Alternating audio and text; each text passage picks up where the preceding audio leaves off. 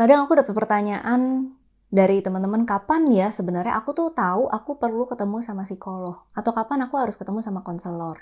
Atau mungkin psikiater? Sebenarnya ini pertanyaannya cukup tricky dan aku juga nggak punya jawaban pasti atau formula pasti untuk ngejawabnya. Karena satu sisi aku pun sering dimintain tolong untuk, gue mau konseling dong. Atau kayaknya gue perlu ketemu psikolog nih, tapi carinya aku. Padahal aku bukan seorang psikolog, aku sarjana psikologi. Itu aja sudah merupakan dua hal yang berbeda. Aku juga tidak punya sertifikasi sebagai konselor. Aku punya pengalaman di bidang konseling, tapi bukan sertifikasi license sebagai seorang konselor. Jadi kadang ini cukup tricky. Tapi mungkin kalau aku mau kasih gambaran sedikit buat teman-teman, kapan harus menemui konselor atau psikolog atau psikiater. Basically, biasanya orang perlu bertemu konselor atau cukup bertemu konselor ketika kondisinya masih cukup ringan atau dalam kategori memang dia mengalami mungkin stres atau kebingungan atau kecemasan tapi belum masuk ranah diagnosa klinis. Secara mental masih cukup sehat tapi mungkin ada sedikit ketidakseimbangan atau ada sedikit gangguan yang tidak masuk kategori klinis. Nah, biasanya masih bisa bertemu dengan konselor. Tapi kalau memang sudah masuk ke ranah gangguan-gangguan yang sifatnya lebih mengganggu banget keseharian dan kita merasa mulai sangat sulit berfungsi secara normal atau seperti biasanya dalam keseharian kita, bahkan sampai task yang mudah seperti menyelesaikan tugas atau bangun pagi atau masalah di nafsu makan itu udah cukup parah. Nah, aku akan biasanya lebih menyarankan untuk coba ketemu psikolog. Kenapa? Karena kemungkinan gangguannya itu sudah masuk ranah klinis.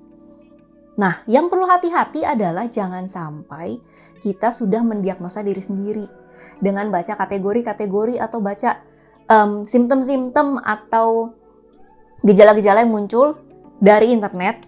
Kayaknya gejala-gejala gue pas nih sama bipolar atau sama depresi atau sama banyak hal lainnya lah yang mungkin cukup jadi buzzword hari-hari ini.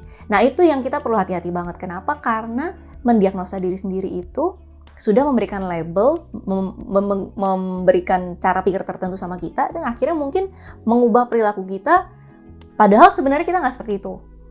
Nah, itu perlu dikonfirmasi oleh psikolog, karena psikolog itu basically kayak dokter. Kalau misalnya kita sakit, kita ngerasa, kita Google gejala-gejala gue kayak gini, wah kok dibilangnya jangan-jangan kayak penyakit gue parah banget. Padahal sebenarnya mungkin nggak separah itu. Nah, kita taunya dari mana? Tentunya kita tetap harus konfirmasi ke dokter, orang yang ahli, orang yang tahu persis dengan gejala seperti ini, diagnosanya seperti apa. Nah, psikolog atau psikiater pun sebenarnya seperti itu. Mereka sudah masuk ranah klinis yang memang mereka adalah ahlinya, sudah punya sertifikasinya atau license-nya untuk mendiagnosa dan bahkan memberikan treatment ataupun obat-obatan yang diperlukan oleh si pasien kalau memang gangguannya sudah perlu mendapatkan intervensi yang seperti itu. Gitu. Jadi gambarannya adalah demikian. Nah, jadi teman-teman perlu berhati-hati banget menurut aku, nggak terburu-buru menyimpulkan gue tuh punya gangguan apa atau kondisi gangguan mental ini separah apa, tapi cobalah temui. Biasanya bahkan kalaupun kita punya gangguan klinis lalu kita temui konselor pun bisa merefer kita. Rasanya kamu nggak cocok untuk ngomong sama saya, mungkin kamu perlu menemui psikolog. Jadi please teman-teman jangan menganggap ini hal yang remeh dan kayaknya gue bisa tahu sendiri. Tapi jangan juga menganggap ini jadi hal yang tabu dan menunda-nunda padahal sebenarnya keseharian kita udah sangat terganggu sehingga kondisi kita lebih parah. Tapi anggaplah ini seperti kita yang mungkin kadang hanya sakit kepala atau demam atau flu aja kita ke dokter.